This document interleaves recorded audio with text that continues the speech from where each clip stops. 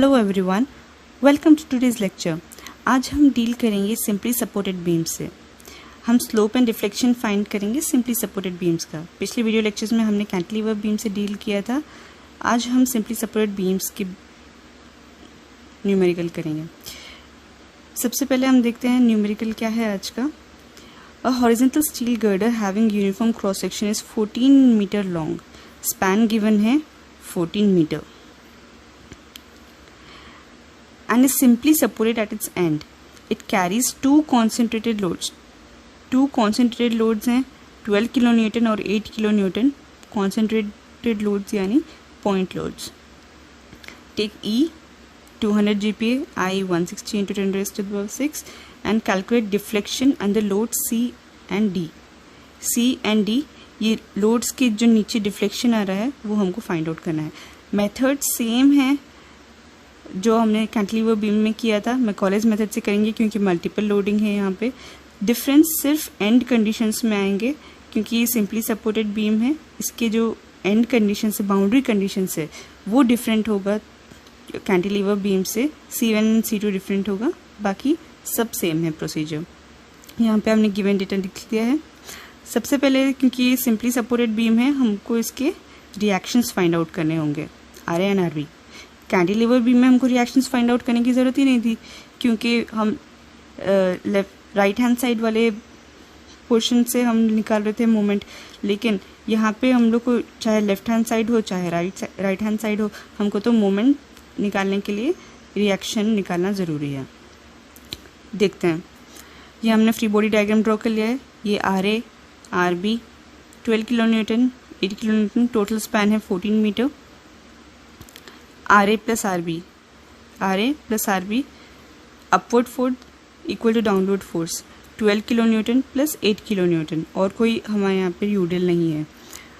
तो taking moment about ए के about हम मोमेंट निकाल रहे हैं। तो सबसे पहला force RB into load into distance, RB into ये सारा का सारा स्पैन ए से लेकर B तक 14 मीटर। तो RB इंटू 14। अब ये अपवर्ड्स हमने लिखा है पॉजिटिव, तो डाउनवर्ड फोर्स नेगेटिव आ जाएगा यहाँ पे, इसलिए -8 इंटू यहाँ से लेके यहाँ तक है 3 प्लस 6.5 9.5। उसके बाद वापस है minus downward force -12 kilonewton, load into distance ये है 3 मीटर का डिस्टेंस, 12 इंटू 3। जो आप इसको सॉल्व करेंगे तब RB की वैल्यू आपकी आ जाएगी 8 किलोन्यूटन, और जब आप इस इक्वेशन में पुट करोगे तो RA equal to 20 minus 8 12 kilonewton. तो RA की वैल्यू आपकी निकल के आएगी 12 किलोन्यूटन और RB की वैल्यू निकल के आएगी 8 किलोन्यूटन। अब एक बार आपकी RA और RB की वैल्यू आ जाएगी तो सबसे पहला स्टेप आपका वही रहेगा, मोमेंट इक्वेशन फाइंड करना, जैसे हमने कैंटिलीवर बीम में फाइंड किया था। यहाँ पे हमने 12 किलोन्यूटन और 8 किलोन्यूटन का फ्री बॉडी डायग्राम बना लिया है। अब सबसे पहला स्टेप आपका होगा एक सेक्शन XX लेना। हमने ये सेक्शन लिया XX जो कि डिस्टेंस X है A से, ये पूरा X डिस्टेंस है from and A। Taking section XX at distance X from A। फिर मोमेंट निकालना है X के अबाउट। तो साइन कन्वेंशन हमने लिया क्लॉकवाइज नेगेटिव और एंटी क्लॉकवाइज है पॉजिटिव। तो सबसे पहला मोमेंट लेंगे हम A वाला, A का रिएक्शन 12 किलोन्यूटन। ये है अपवर्ड्स यानी X एक्सिस के अबाउट ये दे रहा है अपने को क्लॉकवाइज मोमेंट। तो क्लॉकवाइज हमने लिया हम नेगेटिव, इसलिए माइनस इंटू 12 A से लेके X एक्सिस तक की इसकी डिस्टेंस है X, इसलिए -12 इंटू X। अब देखिए यहाँ पे ये जो बीम है हमने इसको 3 स्पैन्स में डिवाइड किया। एक है ये 12 किलोन्यूटन 8 किलोन्यूटन और ये 8 रिएक्शन। तो हम लोग ने इसको 3 सेक्शंस में डिवाइड किया, एक ये वाला स्पैन और एक ये वाला स्पैन और एक ये वाला स्पैन, यानी पोर्शन, एक ये पोर्शन और एक ये पोर्शन। ये 3 पोर्शंस में हमने डिवाइड किया और तीनों में अलग अलग हमको शीयर फोर्स देखने को मिलेगा, इसलिए हम लोग को यहाँ पे एक सेक्शन से डिवाइड करना होगा, जैसा कि मैकॉलेज मेथड में हम करते आए हैं।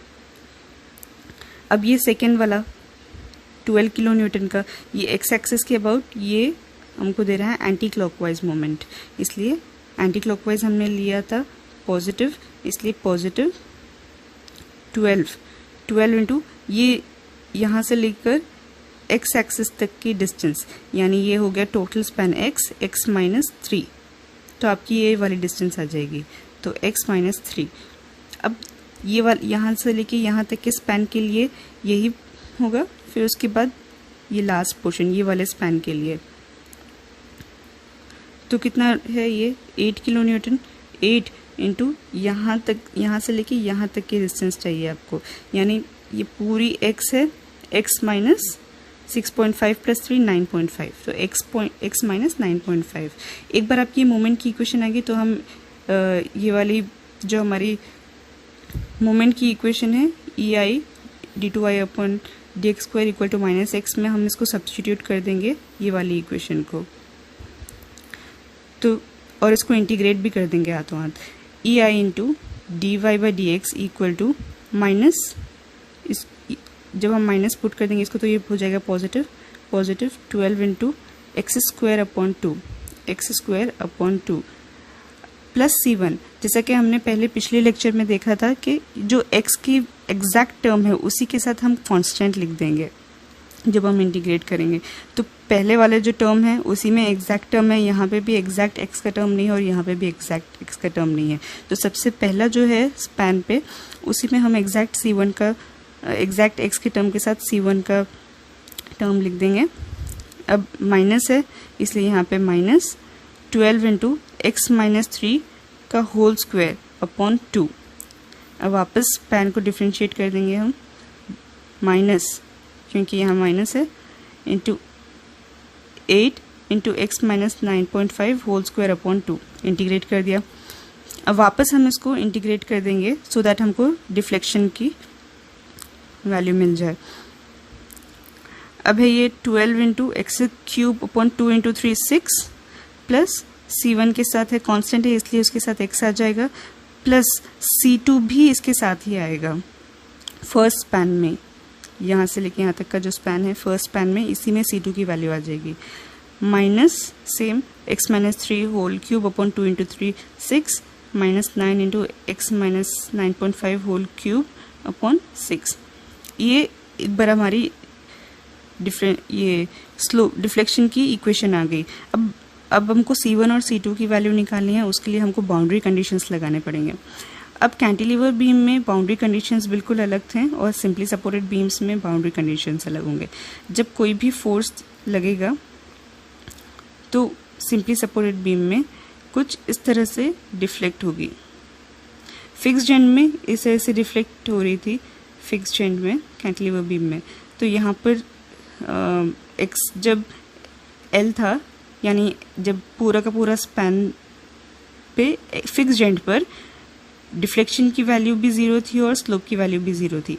यहाँ पर आप देखेंगे जब x की वैल्यू बिल्कुल 0 होगी सबसे राइट हैंड साइड पे, जब x की वैल्यू 0 होगी इस तरफ, तो यहाँ पे जो होगी y की वैल्यू तो 0 होगी लेकिन स्लोप की वैल्यू 0 नहीं होगी। और when x equal to L यानी इस एंड पर सबसे लेफ्ट वाले पोर्शन पे when x equal to L, यहाँ पर भी y की वैल्यू 0 होगी लेकिन स्लोप की वैल्यू 0 नहीं होगी। इसलिए हमको बहुत ध्यान से ये बाउंड्री कंडीशंस लगाने हैं। और यहाँ पे जब यहाँ पे है जब पॉइंट लोड बीच में होगा तो ये हो गए y मैक्सिमम। यहाँ पे हमको क्योंकि मल्टीपल लोडिंग है हमको y मैक्सिमम फाइंड करने के लिए जो स्लोप की इक्वेशन है उसको 0 पुट करनी पड़ेगी। इस न्यूमेरिकल में हमको फाइंड नहीं करना है मैक्सिमम y, अब हमको सिर्फ डिफ्लेक्शन फाइंड करना है लोड C और D के अंदर।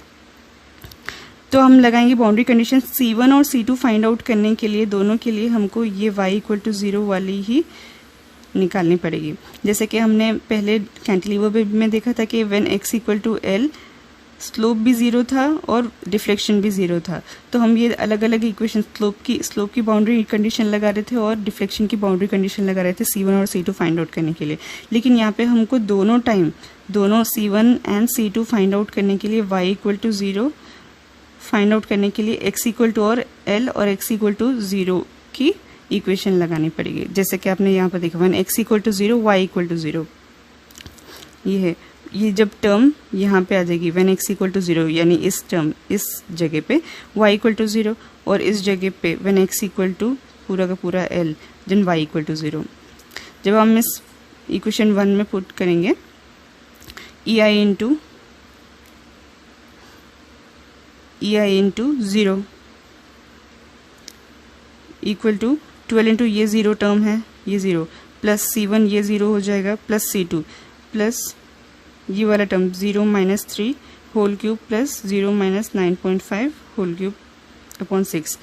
तो इसकी वैल्यू C2 की वैल्यू हम फाइंड आउट करने के लिए ये वाला टर्म 0 है, ये वाला टर्म 0 है और ये वाला टर्म, जैसे कि मैंने आपकी पिछले वीडियो में बताया था कि जब ये ब्रैकेट वाली टर्म नेगेटिव आती है, यानी 0 माइनस 3 ये जब ब्रैकेट की टर्म नेगेटिव आती है तो हम ये पूरा का पूरा टर्म 0 कंसिडर करते हैं मैकॉलेस मेथड में।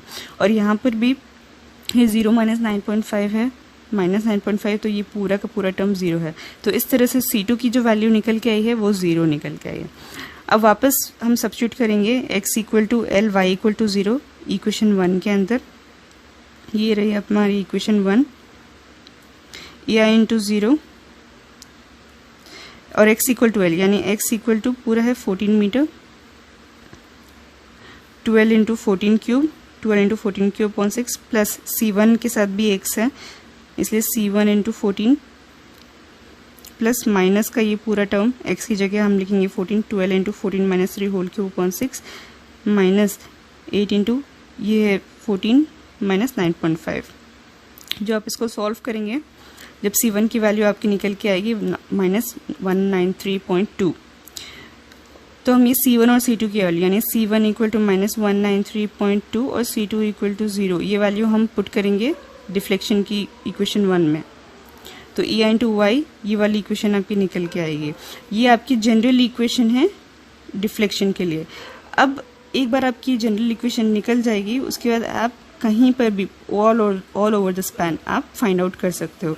जब आपको यहाँ से लेके यहाँ तक यानी ये वाले स्पैन में आपको कोई भी डिफ्लेक्शन निकालना है तो आप इस वाले टर्म को लेकर निकाल सकते हो। और अगर आपको इस पोर्शन में कोई भी लोड निकालना डिफ्लेक्शन निकालना है तो आप ये यहाँ से लेके यहाँ तक के वाले पोर्शन में यानी सेकेंड डॉटेड लाइन तक आप निकाल सकते हो। और अगर आपको लास्टली ये वाले पोर्शन में निकालना है डिफ्लेक्शन तो आप पूरा का पूरा इक्वेशन कंसीडर करोगे। तो हमको सबसे पहले चाहिए load under load at C, deflection and under load at C. यहाँ पे था सॉरी ये C और ये D और यहाँ पे हमारा था, एक बार हम देख लेते हैं, बीम ये 12 किलो न्यूटन और 8 किलो न्यूटन और C के अंदर है 12 किलो न्यूटन और 8 किलो न्यूटन वाला लोड। ये था हमारा 12 किलो न्यूटन और 8 किलो न्यूटन हियर और यहाँ पे भी था 8 किलो न्यूटन। तो हमको चाहिए deflection under load eight C। तो हमको जो x की टर्म है x हो जाएगा 3, यानी ये 3 मीटर का था इसलिए put x equal to 3 up to first dotted line, क्योंकि हमको ये वाले स्पैन में चाहिए, ये C है तो ये वाले स्पैन में चाहिए अपने को सिर्फ, तो इसलिए हम लोग इसको सब्स्टिट्यूट करेंगे। EI into Y equal to सिर्फ up to first dotted line तक ही हम सब्स्टिट्यूट करेंगे। 12 इंटू x की जगह हम 3 रखेंगे, 3 क्यूब अपॉन 6 माइनस 193.2 इंटू 3। जब आप इसको सॉल्व करोगे तब आपकी y की वैल्यू निकल के आ जाएगी माइनस 16.425। माइनस इसलिए क्योंकि डिफ्लेक्शन डाउनवर्ड्स है। अब deflection under point C is minus 16.425 mm। अब वैसी डिफ्लेक्शन अंडर पॉइंट D यानी D के अंदर लोड, D लोड जो था अपना उसके अंडर आपको डिफ्लेक्शन फाइंड आउट करना है। तो उसके लिए हमको क्या चाहिए, दो स्पैन्स यानी 1 टू, दो टर्म्स यानी सेकेंड डॉटेड लाइन तक आपको, यहाँ सेकेंड डॉटेड लाइन तक आपको सब्स्टिट्यूट करना है x की वैल्यू। ये पूरा का पूरा कंसिडर कर दिया जाएगा। तो जब आप सब्स्टिट्यूट करोगे d की वैल्यू होगी, ये 3 था और ये 6.5, तो लोड अंडर d क्या था 3, डिस्टेंस क्या है x 3 plus 6.5 equal to 9.5। When x equal to 9.5 आपको सब्स्टिट्यूट करना पड़ेगा सेकेंड डॉटेड लाइन तक। a into Y equal to 12, 9.5 whole cube upon 6 minus 193.2 into 9.5 minus 12 into 9.5 minus 3 whole cube upon 6। जब आप इसको कैलकुलेट करेंगे तब आपकी वैल्यू निकल के आ जाएगी -20.93। इससे आप डिफ्लेक्शन अंडर पॉइंट डी निकाल सकते हो इजीली।